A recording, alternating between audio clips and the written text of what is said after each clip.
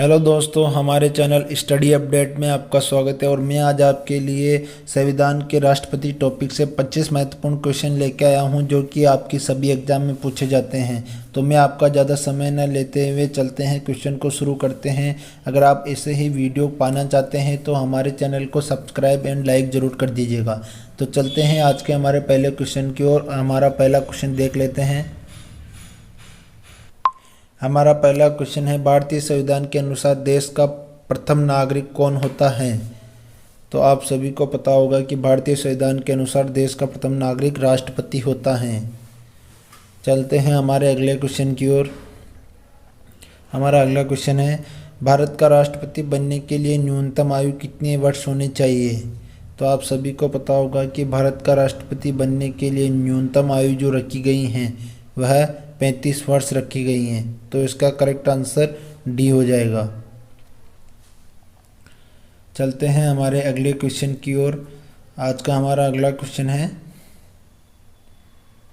राष्ट्रपति पद के उम्मीदवार के लिए अधिकतम आयु सीमा कितनी होनी चाहिए? तो आप सभी को पता होगा कि राष्ट्रपति पद के उम्मीदवार के लिए अधिकतम आयु सीमा कितनी रखी गई है। तो आपको मैं बता देता हूं कि राष्ट्रपति पद के लिए कोई आयु सीमा नहीं रखी गई है। तो इसका करेक्ट आंसर डी हो जाएगा। एक व्यक्ति राष्ट्रपति पद के लिए अधिकतम कितनी बार निर्वाचित हो सकता है, वही क्वेश्चन है, मतलब थोड़ा घुमा के पूछा गया है। तो इसका करेक्ट आंसर मैं बता देता हूं आप लोगों को। तो इसका करेक्ट आंसर होगा कोई सीमा नहीं है। राष्ट्रपति कितने भी बार निर्वाचित हो सकता है और कितनी भी बार निर्वाचित हो सकता है। चलते हैं हमारे अगले क्वेश्चन की ओर। हमारा अगला क्वेश्चन देख लेते हैं।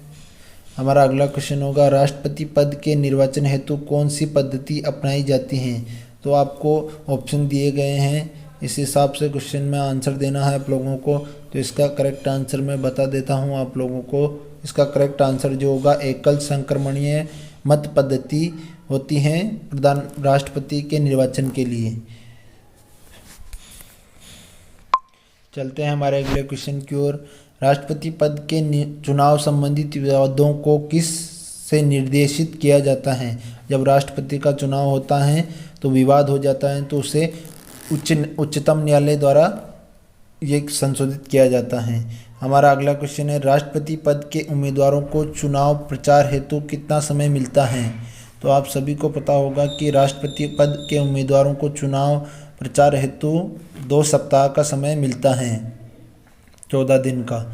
राष्ट्रपति के चुनाव के लिए निर्वाचन मंडल में होते हैं। आप सभी को पता होगा कि राष्ट्रपति के चुनाव में निर्वाचन मंडल संसद के दोनों सदनों तथा विधानसभाओं के निर्वाचित सदस्य होते हैं। तो इसका करेक्ट आंसर बी हो जाएगा। ठीक है,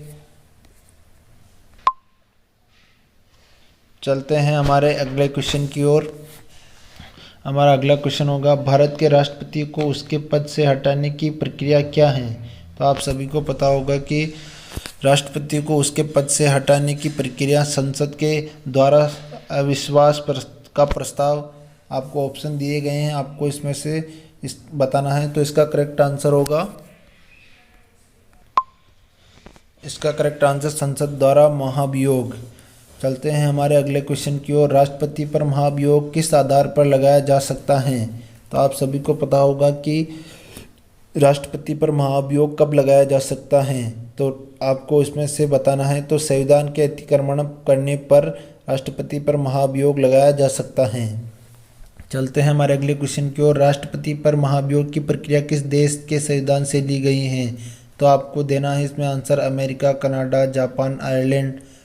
तो इसका करेक्ट आंसर होगा अमेरिका से लिया गया है। राष्ट्रपति पर महाभियोग लगाने के लिए किसी भी सदन में कम से कम कितने दिन पहले लिखित सूचना दी जाती है? तो आप सभी को पता होगा कि राष्ट्रपति को 14 दिन पहले लिखित सूचना दी जाती है कि हम आप पर महाभियोग की प्रक्रिया ला रहे हैं। तो इसका करेक्ट आंसर होगा बी, 14 दिन पहले सूचना दी जाती है। राष्ट्रपति को पद और गोपनीयता की शपथ कौन दिलाता है? भारत का मुख्य न्यायाधीश, प्रधानमंत्री, अटॉर्नी जनरल महाधिवक्ता। तो आपको बताना है इसमें क्या आंसर होगा। तो इसका करेक्ट आंसर होगा भारत का मुख्य न्यायाधीश। मुख्य न्यायाधीश की अनुपस्थिति में राष्ट्रपति किसके समकक्ष मतलब शपथ लेता है। तो आप सभी को पता होगा कि राष्ट्रपति जो हैं वह सर्वोच्च न्यायालय का वरिष्ठ न्यायाधीश उसे शपथ दिलाता है। यदि राष्ट्रपति और उपराष्ट्रपति दोनों देश से बाहर हो तो उस स्थिति में कार्यभार कौन ग्रहण करेगा। आप सभी को पता होगा कि इसका करेक्ट आंसर सी हो जाएगा। सर्वोच्च न्यायालय का मुख्य न्यायाधीश जो होता है वह कार्यभार को ग्रहण करेगा। तो इसका करेक्ट आंसर होगा सी। तो इसका करेक्ट आंसर सी होगा। राष्ट्रपति अपना त्यागपत्र किसे देता है। आप सभी को पता होगा कि राष्ट्रपति जो होता है वह अपना त्यागपत्र उपराष्ट्रपति को देता है। राष्ट्रपति के त्यागपत्र की सूचना उपराष्ट्रपति किसे देता है। तो आप सभी को पता होगा कि जो उपराष्ट्रपति हैं वह लोकसभा अध्यक्ष को अपना सूचना पत्र देता है। तो इसका करेक्ट आंसर सी हो जाएगा। अगला क्वेश्चन है, भारत के सबसे लंबे समय तक राष्ट्रपति के पद पर कौन रहे हैं। वीवी गिरी, ज्ञान jail Singh, doctor Rajendra Prasad, doctor Zakir Hussain. तो आपको बताना है। तो इसका करेक्ट आंसर होगा डॉक्टर राजेंद्र प्रसाद। भारत का राष्ट्रपति निम्न में से किसकी नियुक्ति नहीं कर सकता। तो राष्ट्रपति निम्न में से किसकी नियुक्ति नहीं कर सकता। तो आपको बताना है कि वह मुख्य निर्वाचन आयुक्त की नियुक्ति नहीं कर सकता, बाकी सबकी कर सकता है। केंद्रीय मंत्रिमंडल के मंत्रियों की नियुक्ति कौन करता है। तो आप सभी को पता होगा कि केंद्रीय मंत्रिमंडल के मंत्रियों की नियुक्ति राष्ट्रपति करता है प्रधानमंत्री की सिफारिश पर। किस विधि के प्रशासन पर सर्वोच्च न्यायालय से परामर्श लेने का अधिकार किसको है। तो यह है राष्ट्रपति को। तो इसका करेक्ट आंसर होगा बी। ठीक है, चलते हैं हमारे अगले क्वेश्चन को देख लेते हैं। हमारा अगला क्वेश्चन होगा। तो दोस्तों हमारे 25 क्वेश्चन समाप्त हो चुके हैं। तो आप लोग ऐसे ही क्वेश्चन पाने के लिए हमारे चैनल को लाइक एंड सब्सक्राइब कर दीजिएगा। थैंक यू, धन्यवाद।